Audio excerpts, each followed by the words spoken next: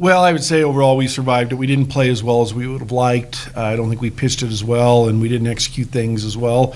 But UCCS played very well. So we got out of there, split on the road. Generally doesn't hurt you too bad in the big picture. But there's certainly some things we need to work on moving forward. Yeah, looking back, 20-2 entering that weekend, you never want to necessarily say losing's good, but is a split necessarily a bad thing? Can you take a lot of things away from it moving forward that could help you in the long run?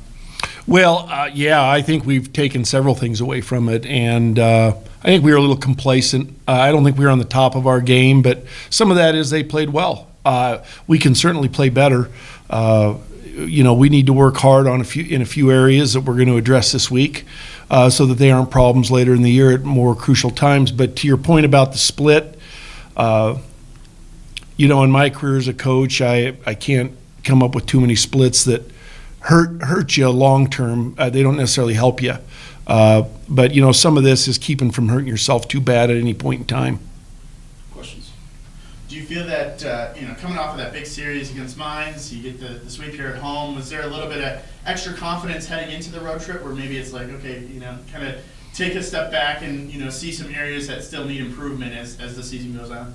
Yeah, well, I think, it's across all levels of sports and especially amateur sports. There's, our kids were really up to play Mines, no question about it, with that history last year. And, I think that possibly there may have been a little bit of a letdown this week. I think that's to some degree natural.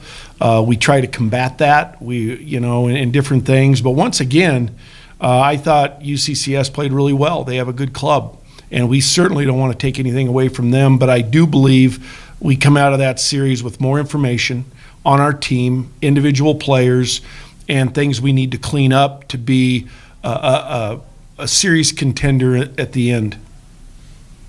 And then, go ahead. Sorry. JR, if you could just kind of tell me about this season, pitching wise, what it's felt like that out on the mound this year, and your confidence this season.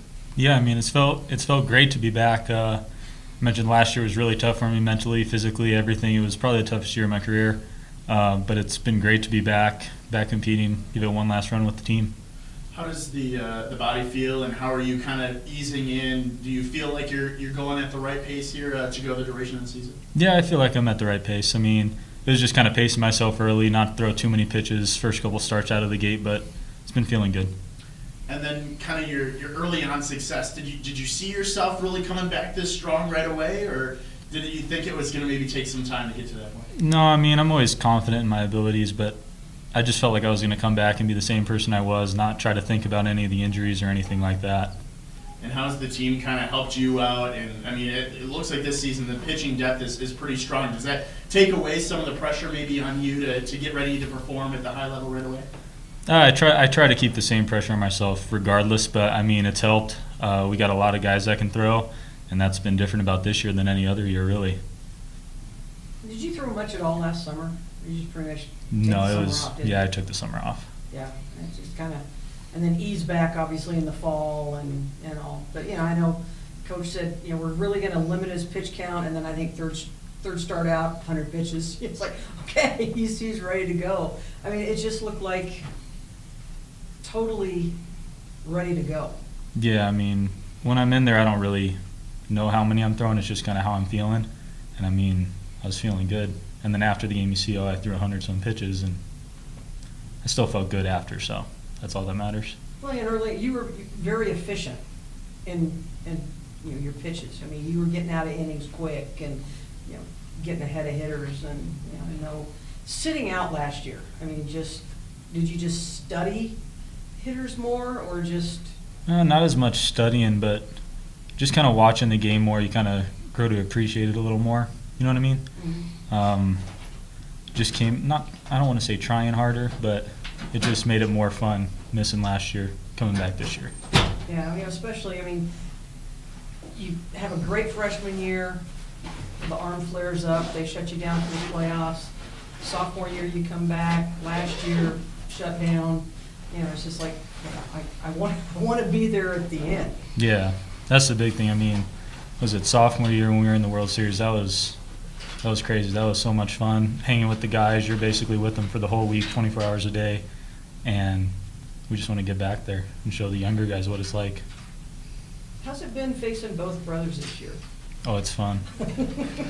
I mean, we competed all growing up in the cul-de-sac and playing everything, so we kind of know each other in and out. Well, I know Matt's first year, you know, it's one of those, gonna blow one right by him type of thing. You try to just say, hey, I'm the big brother, and Yeah, a what I little say bit. goes. Yeah, a little bit. Yeah, parents are like, yeah, just don't hurt each other, or, Yeah, they do the little split T-shirt where it's like half a Mesa shirt, half a Spring shirt, or Mines or whatever. But yeah. it's been fun. The mound at Supplesio and the new infield, does it feel different to the pitchers? I know that the hitters or the infielders love the new infield. Does it feel different? I mean, I don't know about the infield because those guys are on it, but I mean, the mound, you're kind of up there. It seems a lot higher than it was. I was saying, I know we talked earlier that the guys always felt like there wasn't enough slope. And was it hard to get used to that first time out, or does it feel normal? Like the first time back here? Yeah. It felt pretty good. It felt normal. I mean, you kind of only notice when it's flat, like when we go to away games, some guys will say, oh, this mound's hard to get downhill, this and that, but it was nice. It was easy to adjust to here. Easier than a turf mound? That's just gotta be weird. Some of them are nice. Yeah. It just depends. It just looks weird to have Yeah. turf on a mound. But, And then can I just get a little bit of a preview for CCU back home here again this weekend? What do you kind of know? How are you guys preparing for being back home here at Supplesio? Well, we're going to try to clean up things we didn't do well last weekend. We're going to try to improve our team. We're not going to focus so much on our opponent, but more on ourselves. I mean, we have control over what we do and how we execute things. And ultimately, in baseball or any sport for that matter, what you do is generally much more important than what your opponent does.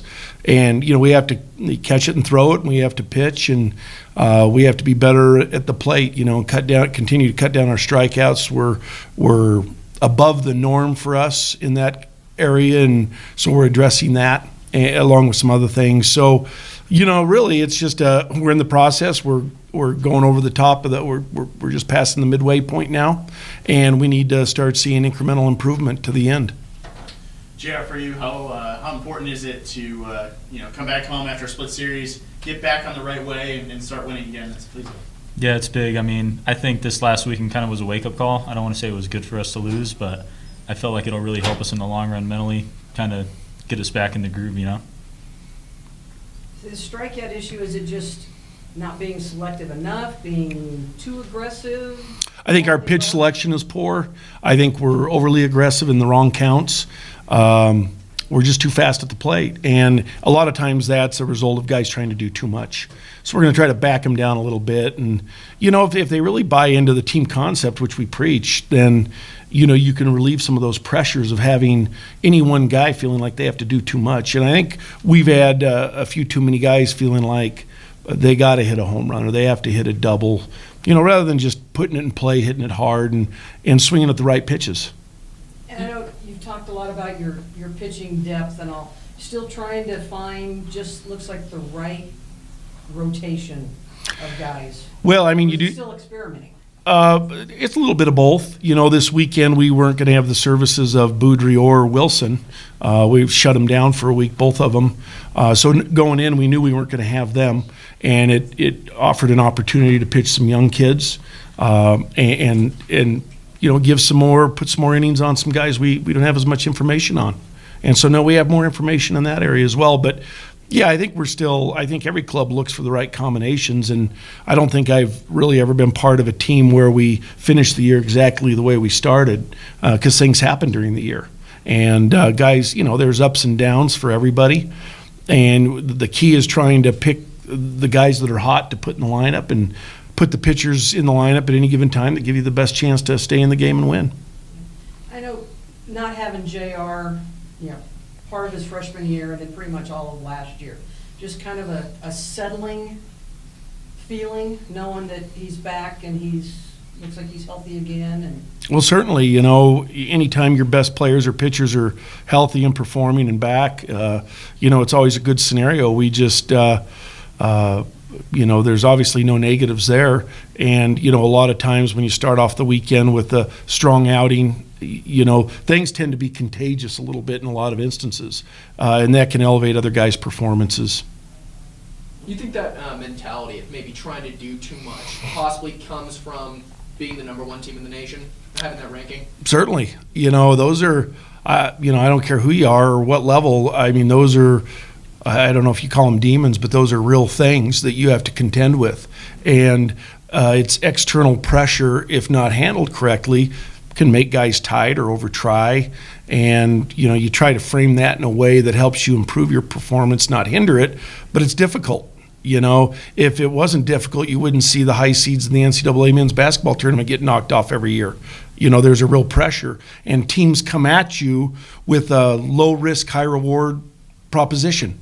They have nothing to lose, and so they're going to basically let their hair down and let it all hang out. And if they lose, maybe that result isn't any different than anybody expected.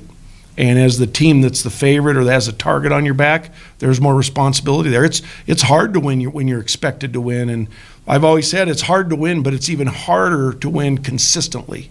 And to win consistently, you have to have guys with the right mindset. That doesn't mean you're going to win all the time, but it means you're going to win most of the time. And it's hard to do. Do you personally like being called the #1 team in the nation? You bet. I think but like I said, there's responsibility in it, and you get to test some mental toughness.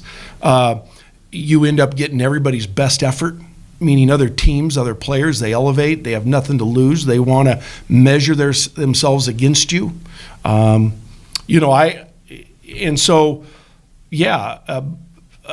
like it, but it concerns me as well. JR is the Friday night guy. I mean, you got thrown into there as a freshman. You kind of learned what it is. What do you see as your role kind of setting the tone for the weekend? Because Friday nights are amped up. They're a lot more exciting, it seems like. Yeah, just like you said, it's setting the tone because we know we're going to get every team's best punch, regardless of we're the #1 team in the nation or not.